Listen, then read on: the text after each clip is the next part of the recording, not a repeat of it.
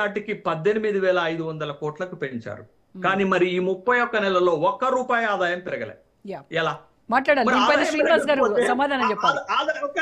ఒక్క నిమిషం ఆదాయం పెరగకపోతే మనకి రాష్ట్ర ప్రభుత్వానికి ప్రతి నెల వచ్చే ఆదాయం 18,500 కోట్లు అయితే ఖర్చు చేసేది 22,500 కోట్లు. మరి ఆ డెఫిసిట్ ఎట్లా అంటే ప్రతి నెల అందిన చోటల్లా దొరికిన చోటల్లా అప్పు తీసుకొచ్చి ఆ డెఫిసిట్ ని పూడ్చాల్సినటువంటి అవసరం ఉంటుంది. ఇది ఒకటి.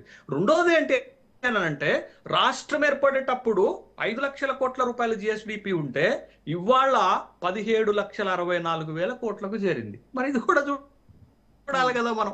కాబట్టి మనం విమర్శలలో స్పష్టత ఏంటి అంటే వాళ్ళైనా అప్పు చేశారు, వీళ్ళైనా అప్పు చేశారు. వాళ్ళు చేసినటువంటి అప్పు, వీళ్ళు చేసినటువంటి అప్పు టోటల్ గా రాష్ట్ర ప్రభుత్వం ప్రజలపైనే భారంగా ఉంటుంది. ఇంకెక్కువ వీళ్ళు అప్పు చేస్తున్నారు వాళ్ళకంటే కూడా. ఆ విషయాన్ని మనం గమనించాల్సినటువంటి అవసరం ఉంది. వాళ్ళు ప్రతి సవాళ్ళు అంటారా, అది రాజకీయంగా ఉంటాయి. అది it is understood. Yes Srinivas garu చెప్పండి, మాట్లాడాలి. మీ పైన ఇన్ని మొత్తం లెక్క చూపించారు. శేషు గారు ఒక బొమ్మ చూపించారు. ఇప్పుడు పండ్లున్న చెట్టుకే రాళ్ళు వేస్తారండి. అధికారంలో ఉన్న వాళ్ళను ఎవరైనా అంటారు. దాంట్లో పెద్ద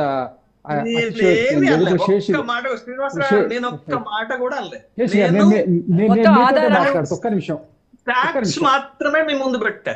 అయ్యా మీరు నేనేమి మీరు విమర్శించిందని అంటలేను, నేను దాన్ని విమర్శగా కూడా తీసుకుంటలేను. నేను కొన్ని క్లారిటీలే మీ దగ్గర నుంచి తీసుకోదలుచుకున్నాను.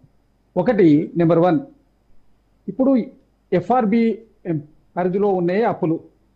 మీరు మిగిలిన విధంగా రేజ్ చేసినటువంటి అన్ని అప్పుల కిందికి రావు, అవి ఎసెట్స్ కిందికి వస్తాయి అనుకున్నాను. దాన్ని రీపేమెంట్ అయితే స్టేట్ గవర్నమెంటే చేయాలి కదా. స్టేట్ గవర్నమెంట్ వచ్చేటువంటి ఆదాయం నుంచి చేయాలి కదా.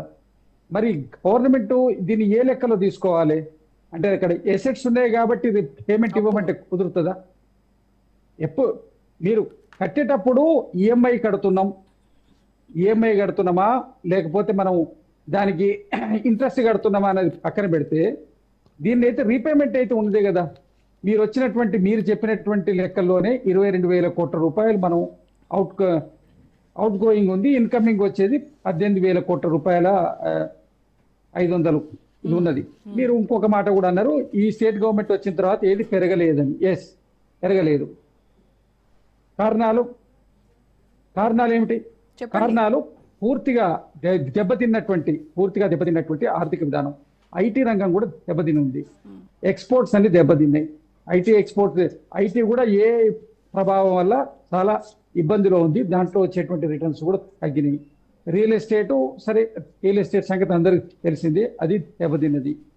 ఈ అనేకమైనటువంటి కారణాల వల్ల ఆదాయం పెరగలేదు. ఆదాయం అయితే అక్కడికి మెయింటైన్ అవుతుంది కదా, మెయింటైన్ కాకుండా లేదు. ఇంకొక విషయం మీరు చెప్పినారు, టిఆర్ఎస్ ప్రభుత్వంలో వారు ఉన్నటువంటి ఆదాయం 5,000 కోట్లు అయితే 17,000-18,000 కోట్ల రూపాయలకు పెరిగింది అని. అప్పుడు ఆదాయము ఏ విధంగా పెరిగింది? వాళ్ళు విపరీతంగా ఎక్సైజ్ రాష్ట్ర వ్యాప్తంగా ఉన్నటువంటి అందరినీ కూడా మత్తులో ముంచేసేటువంటి ప్రయత్నం చేసిండ్రు. దానికి అనుగుణంగా ప్రజలు స్పందించిండ్రు, విపరీతంగా పెరిగింది. దానికి అనుగుణంగా సరే అప్పుడు రియల్ ఎస్టేట్ కాస్త సాగి ఉండడం, అటు ఇటు డబ్బులు కూడా అందరి దగ్గర ఆడిని ఎక్సైజ్ సుంకాలు రావడం చేయడం పెరిగింది.